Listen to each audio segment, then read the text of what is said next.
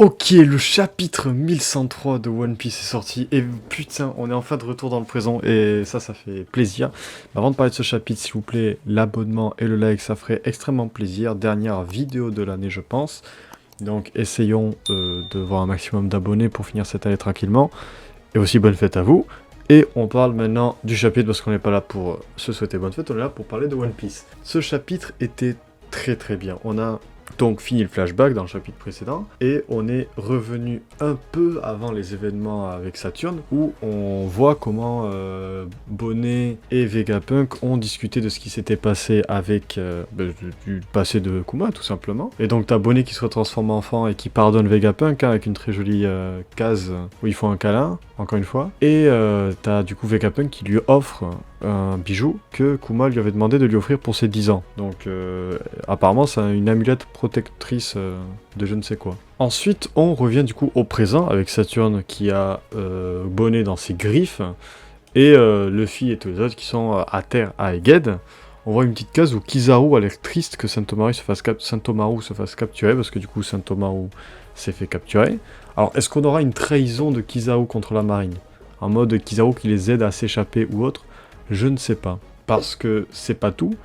Saturne nous explique pourquoi Bonnet avait ce pouvoir bizarre là, de prendre des formes étranges qui ressemblent à Nika.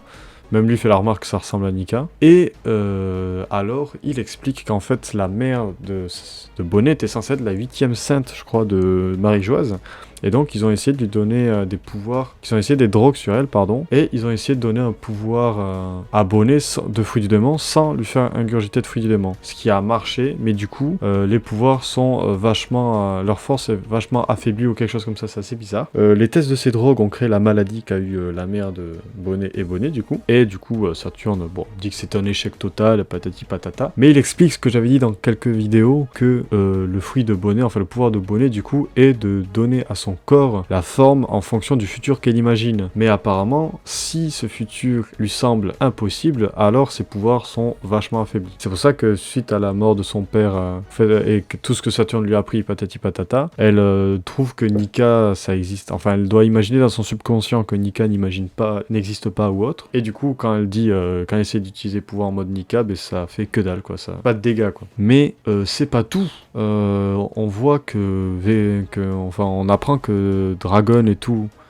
et le monde entier apprend ce qui se passe à Egghead, et on a Dragon qui demande où va Kuma, du moins le cyborg, et on lui répond sûrement à Marie-Joise, mais on apprend que Kuma ne va pas à Marie-Joise, et non, il est parti à Egghead. Du coup, on connaît la destination de Kuma, qui est Egghead, et on voit qu'il fait tout pour sauver sa fille, et donc pendant que Luffy est en train de récupérer en mangeant, on voit Luffy qui récupère de la bouffe et qui bouffe. On voit que Kuma se débarrasse des membres de la marine qui allaient tirer sur Luffy et autres, et il fonce vers sa fille pour la protéger d'un coup de Saturne, et essaye de s'en prendre ensuite à Saturne.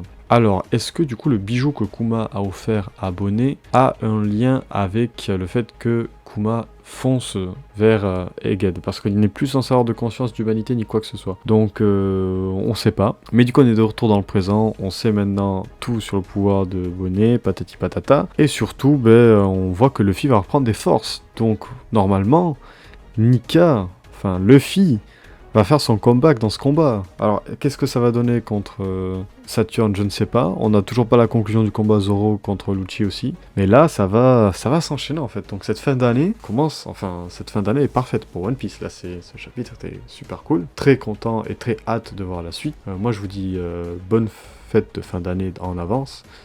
Et à l'année prochaine, du coup, pour de nouvelles vidéos.